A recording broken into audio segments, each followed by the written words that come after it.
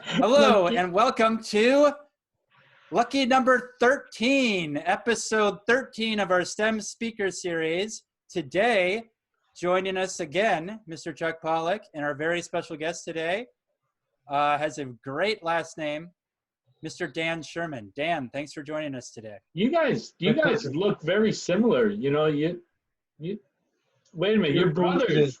I've never met him before in my life. He's lying. So Dan is currently the CEO of Game Club, correct, Dan? That's right. So Dan, why don't you tell us more about Game Club, where people can find it, how they can play all those great games, and how you got to Game Club?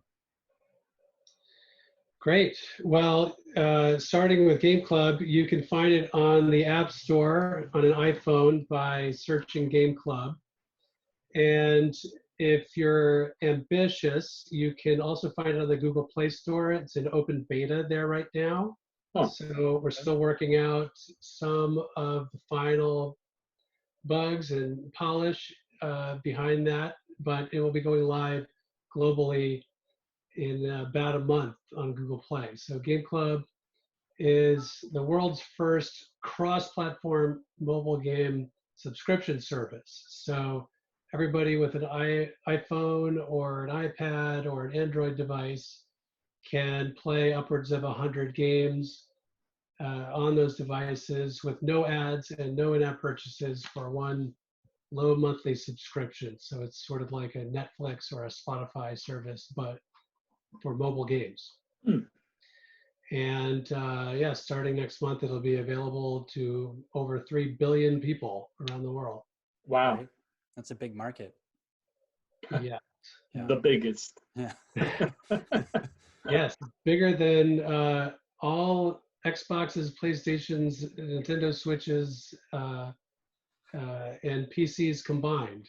So we are reaching a lot of folks, which I think is a good time for that right now because people need stuff to do. They're probably stuck at home and bored and fighting over the TV and running out of things to watch. So this lets everybody in the family play on their own devices under one single subscription. So up to 12 people can play on a single subscription. So it's great for families.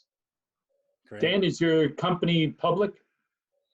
No, we are a startup. We are an early stage startup, very private. We only have 6 full-time employees, but we work with contractors and other part-time resources all over the world. We're based in New York City, but our technology team, our engineers that are based in Denmark. And we also have a bunch of engineers in Poland, and we have QA testers in Mexico.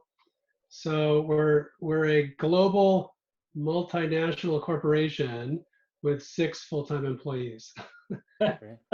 Chuck actually used to live in Mexico. Oh, cool. Yeah. Mexico City, yeah. Very cool. I like Mexico City. In fact, that's where our testing team is located. So yeah, we've raised about $4 million in venture capital money. So we're Nice. growing fast, but we got a lot we're growing to do before we go public. Sounds like it's going to keep you busy for quite a while here, Dan, huh? Yes, that's the plan. Yeah. Good. So Dan, we last week we talked to someone you might know, Tim Sherman, who's also in the mobile industry. Sounds familiar. Yeah, and so he had something to say about how he had a lot to say about the free-to-play design, and that's kind of how he got interested in the mobile industry. Is there anything you can share about that versus what you guys are doing with your subscription-based design? Yeah, so here's where I think I will refer to a couple of slides. I've been incidentally in the mobile game business for about 9 years, and I've been working in the game industry for 17 years. So Game Club is my second mobile game startup, and it's the 4th game company I've worked for. So I was at Electronic Arts, which is a California-based company with a big Yeah. presence in Los Angeles for about 8 years, working on big console and PC stuff. And then I started a company called Tilting Point, which is one of the top 100 mobile game publishers focused on that free-to-play model that you heard a lot about previously. So this presentation talks a little bit about the various models. So one, talking about when the app stores opened, the App Store opened about 10 years ago and smartphones became really popular. You would normally pay to purchase a game and own it. And that had the advantage of knowing what you were paying for, no ads and no in-app purchases, and it was great. But the disadvantages were, over time, people became more reluctant to pay upfront for something that they were unfamiliar with, especially as the market became very saturated with free apps.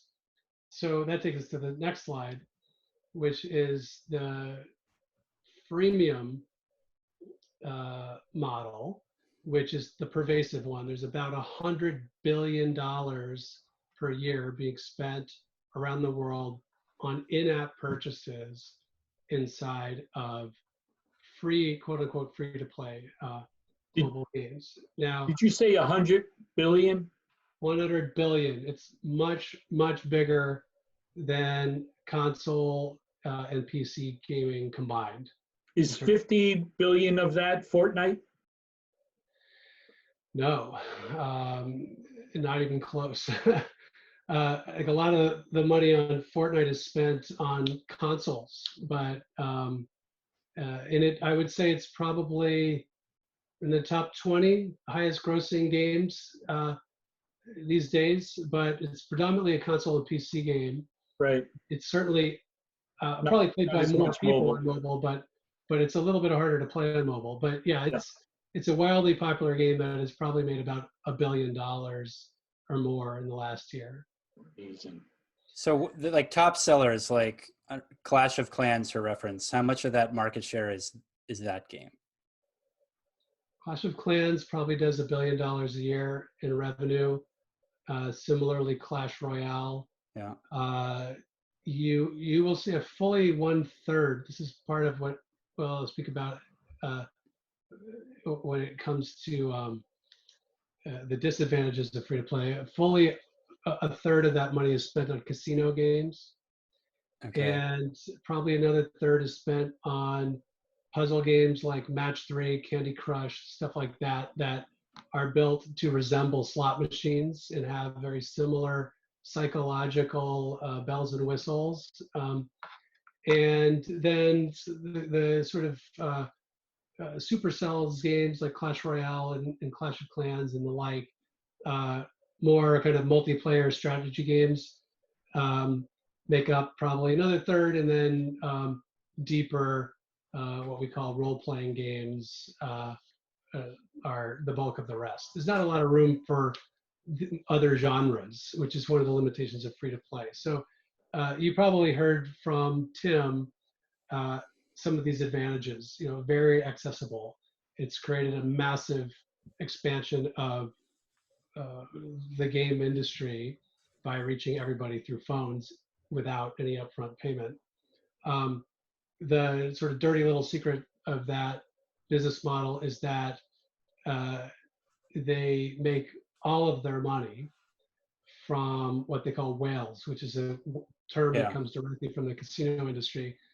People that spend an insane amount of money as individuals, and I'm talking individual players spending $10,000, $20,000, sometimes $50,000 or more in a single app, because those apps trigger addiction problems, and in fact they are designed specifically to pull money out of people with addiction problems, and they help create addiction problems. So it's very exploitative of psychological weaknesses, and if you've ever played one of these games, you know that they are very manipulative. So they are training you in the same way that the kind of old slot machine Skinner box methodologies do, to want to constantly come back.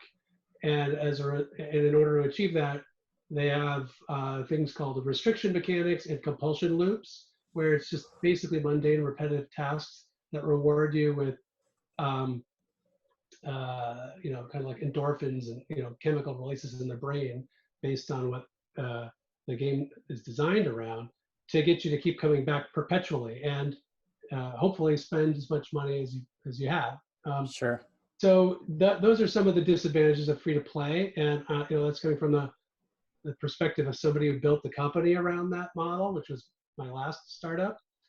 But because I realized the limitations of that model, not just these disadvantages, but also how limiting it is in terms of the types of games you can design using those mechanics. Yeah.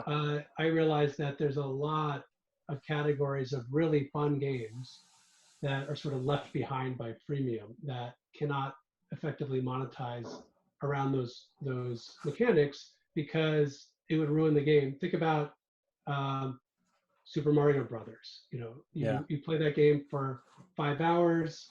There's no core loop. There's no restriction mechanics. There's nothing there telling you to wait until a chest opens, or have to watch an ad. None of that exists in the game. And at the end, you save a princess and you win, and you feel good about that, and you move on with your life. That type of game cannot succeed as a premium game, because by definition, anything that can be completed won't allow you to have this perpetual retention loop, which is the underlying core element of successful free-to-play games. So Sure. Game Club is built around a new and improved model called subscription. I'm sort of skipping over ads. It's fine. Yeah. So we'll go to future. Which we all know is how annoying that stuff is. But yeah, so my feeling is that the next wave of growth in the industry of games will be driven around subscription, because similar to Netflix, Spotify, and other great services, which already are very popular on console. For instance, Xbox Game Pass has over 10 million paying subscribers. So does Nintendo Switch Online. They're incredibly successful. They've eliminated ads in-app purchases. They give you access to over 100 games, great selection. They've been proven to be more effective at helping consumers discover new games. If you think about it, it's sort of like a all-you-can-eat buffet, as opposed to an a la carte pricing model. It doesn't cost you anything to try out a new game, just like it doesn't cost you anything extra if you're already a Netflix subscriber to try some new series. If you don't like it, you stop watching, you don't feel bad. You didn't pay anything for it. The other thing is it's a one-on-one relationship that we, the company and the service provider, have with the consumer and the gamer. So we can personalize that experience for that individual, help them find stuff they like. And in the case of Game Club, it's got this great accessibility through your mobile phone, and you're not annoyed with ads. So it's a massive enhancement to the user experience, and that's why we think this is going to be a huge driver of growth in our industry. Okay. Why, Dan, are you the only one doing this? That's a really good question. And the short answer is, this is sort of the history of multi-game subscription on mobile. The short answer is it wasn't allowed on mobile. So we're the only ones doing it. So Google is doing it on mobile. Google has their own service called Google Play Pass. It's currently only available in the US. And Apple has something called Apple Arcade. But again, that's single platform. So each of the platforms pretty much has their own subscription service. Xbox has Xbox Game Pass. Sony has PlayStation Now, et cetera, et cetera. Game Club is the first to cross multiple platforms on mobile. And in fact, we were the very first ones on the App Store, even before Apple Arcade. And the reason why we're the only ones, that there haven't been more, is that Apple and Google basically didn't allow it. So up until recently, there was no path to getting a multi-game subscription approved on the App Store. And even when there were announcements that it would be allowed, there were heavy restrictions placed on it.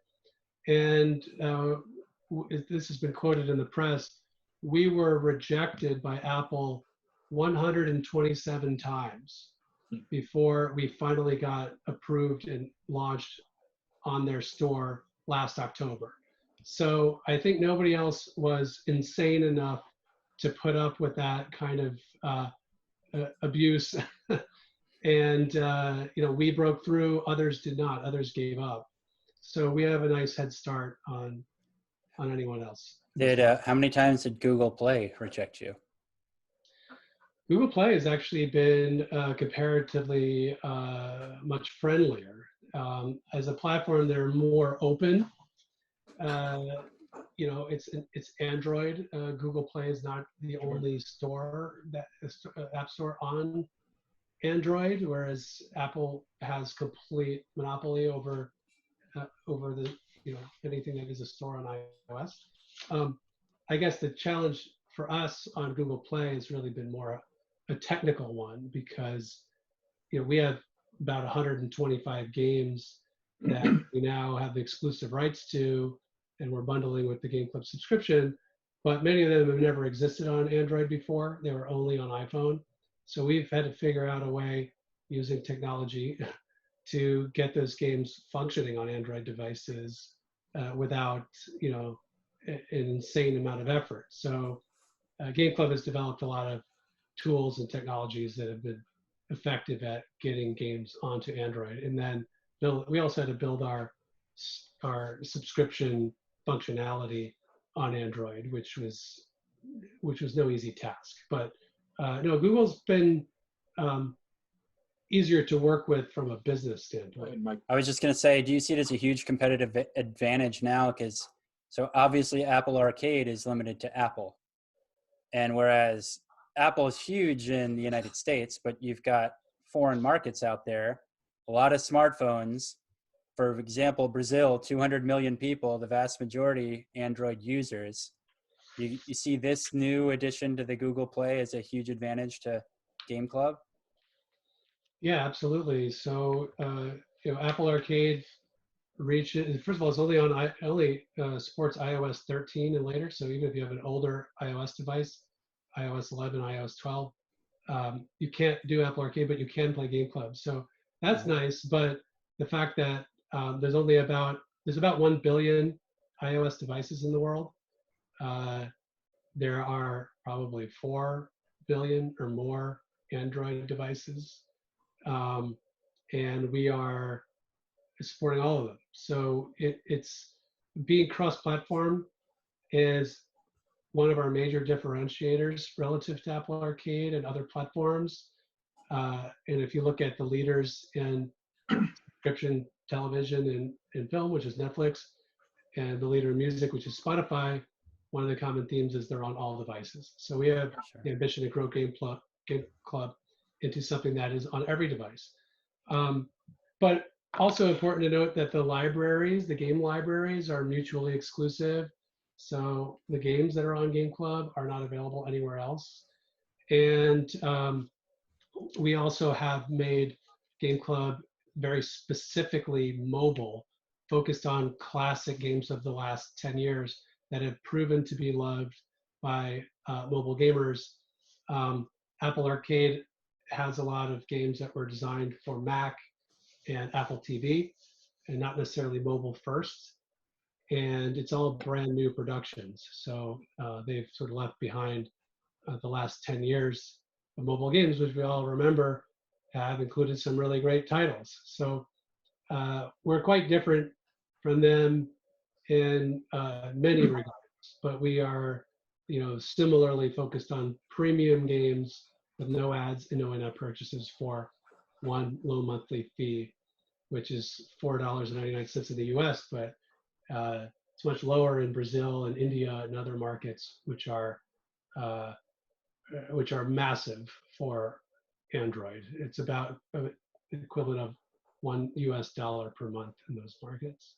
And do you have any games that are brand new, never been released? We have some pretty recent games, but no, we're as a startup, we haven't, I've been producing new games for a long time. Sure. So including some ones that won a lot of awards. My last startup, Leo's Fortune, was Apple Design Award winner, Editor's Choice Everywhere. But what I know is making new games is expensive and it's risky. So we are going after much lower hanging fruit. As a startup, with not very much money, we had to find a way to get a large number of high quality games very quickly. So far, we have focused on sourcing games that have already been released in some capacity. But going forward, we're starting to add more new content to the successful games that are performing well. And we'll be doing sequels, and we'll be bringing brand new games to market. We just have to get a little bit bigger before we plunge into that. Dan, were you always interested in video games? When can you remember you first thinking, hey, I might want to do this work in this for a living, or just your first enjoyment of playing games? Yeah, I probably first had that thought when I was about 5 years old. So I would say that it was not a career path that I started with, but I did grow up playing games. So when I was 5, we got an Atari, and I was glued to that, playing games like Pac-Man and Pitfall and then along came Nintendo Entertainment System, where Super Mario Brothers and Kung Fu and Legend of Zelda and Street Fighter. A lot of us grew up on this stuff in the 80s. Punch Out. Yeah. Punch Out was a good one. And by the way, a lot of these games are available through Nintendo Switch Online subscription right now, which is great. I even have my old NES controllers that I'm using for that system. Chuck, Dan liked he liked his NES so much he wouldn't let his younger brothers play it. That's how much he liked his NES. He still likes it. Are you kidding? He still's got it. Yeah. Yeah, there it is. Right. So one of the things that kept me paying attention to the game industry is I had these 2 little brothers who coincidentally were identical twins, and I guess they liked playing video games as much as I did. So I began my career in finance. Actually, I was an investment banker on Wall Street, and what got fascinating for me was starting about 20 years ago. It's what's going on, constantly going on in the game industry, which is putting aside the business model innovations and all that. What's fascinating is the technology is always improving. So figure 40 years ago was when I was playing Pac-Man on an Atari. About 20 years ago, you had PlayStation 1 giving way to PlayStation 2. It's around the time I broke into the industry.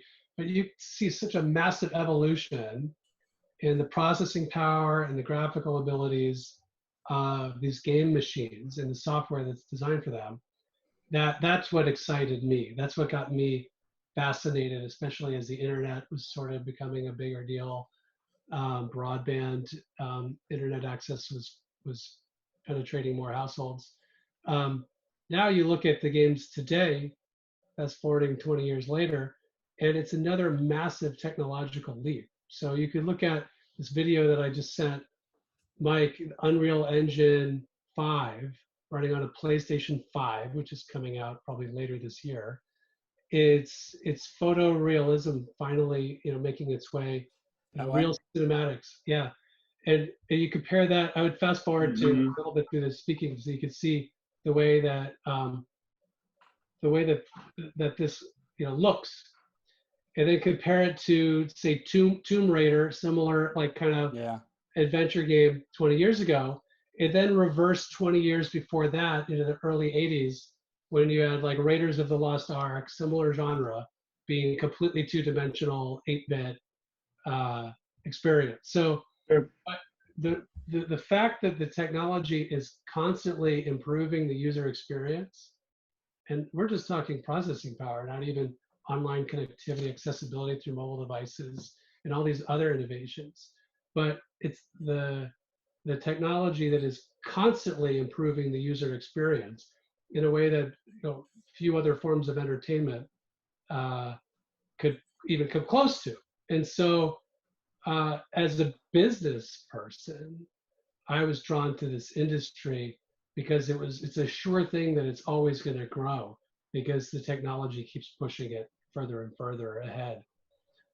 That's what got me into the industry. So I was fascinated with it from a business perspective, in addition to growing up a gamer like just about 100% of males in this country. Yeah, so I remember you, like, I don't know, 15 years ago, back when you were at EA, telling me that there are more pixels in the football in the Madden game than there were in the original Madden game. Yeah. All of which were enjoyed equally by everybody, right? Yeah. But and in that video that you just saw, there's something like 3 billion polygons in every frame. Wow. Which was unfathomable even when I started in the industry. Sure.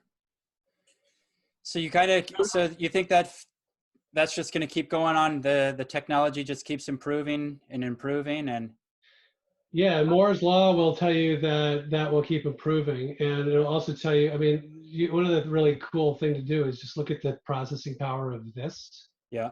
Compared to computers 20 years ago, it probably surpasses the processing power of computers 20 years ago. And then the connectivity of all these people around the world. This is not slowing down. So one of the reasons why I got interested in mobile and moved out of console and PC was I realized at EA that a game like something along the lines of what you see in that Unreal Engine demo would take a team of 100 people over 4 years to make, between programmers, artists. I mean, it's photorealism. You're designing the world, in photorealistic granularity. So, I mean, think about the work that just goes into making a cloud or a tree look realistic, when you get down to like the single, blade of grass. So it takes so long.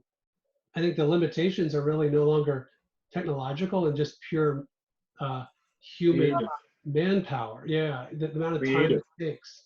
Yeah, so from that standpoint, about 20 years ago, or maybe 10 years ago, I was thinking, well, like the Xbox, let alone the NES, but even the Xbox, does it really need to get more powerful?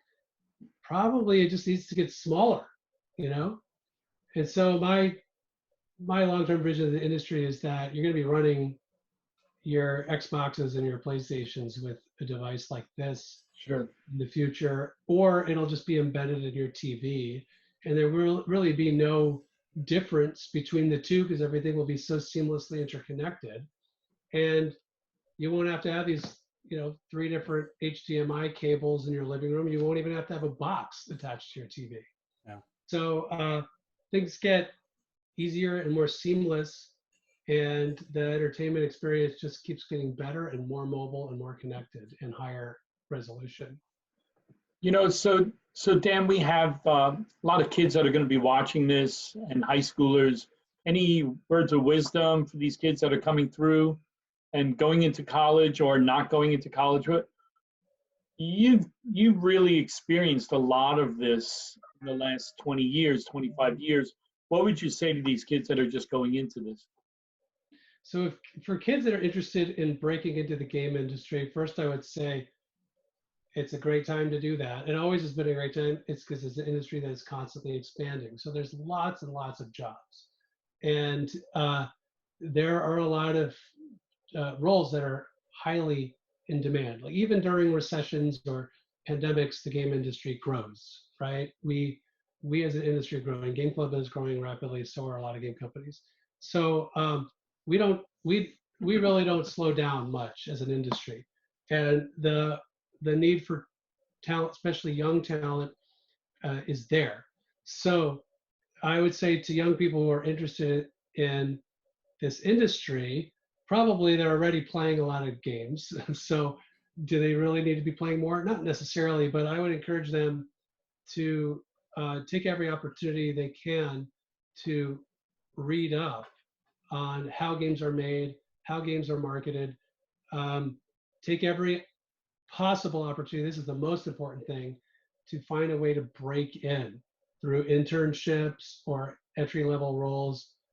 I broke into the game industry through a job coming as from an investment banking, standpoint. It was a pay cut, and it was not exactly even in my core skill set. My first job was in sales at a company called Ubisoft, and what did I know from that role? I come from Wall Street, and but it got my foot in the door. That's the most important thing.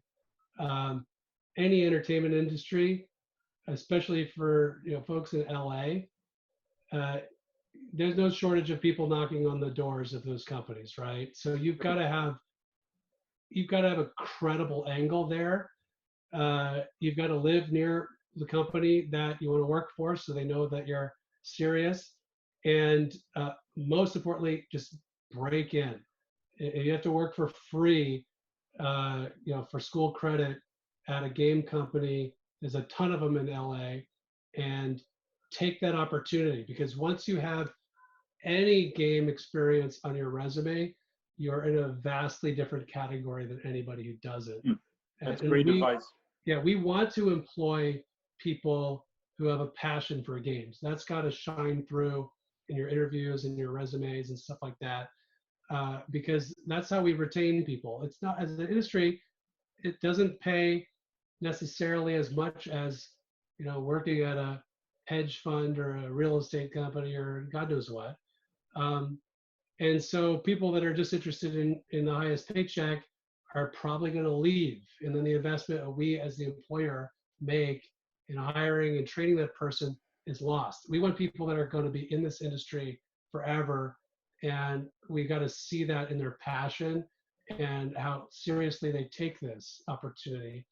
And the other thing to note, and this is true of just probably about any role, especially in technology, show us what you've done before and show us that intellectual curiosity and what you've learned, even on your own, because there is no excuse for not doing that. Everything is online now. That was not the case when I was growing up. Now it is. So there's literally nothing you can't find out with a little amount of effort on the internet. YouTube tutorials. There are websites and blogs that are devoted to educating people on how to make games, market games. It's everywhere. Sure. Thank you. Yeah, well, we appreciate your time so much, Dan, taking time from Game Club, and want to wish all our viewers out there, hope you learned a lot about this experience, and check out Game Club. Thanks, on the App Store, soon to be on Android. So search Game Club on the App Store, go to our website, which is gameclub.io, and you can follow us on Twitter or Discord or any number of places, but go check it out. It's a healthier and more enjoyable way to play mobile games, especially during a global pandemic. Great. Thanks, All Dan. right. Yeah, thanks. Really appreciate it. Take care. Bye. Good luck.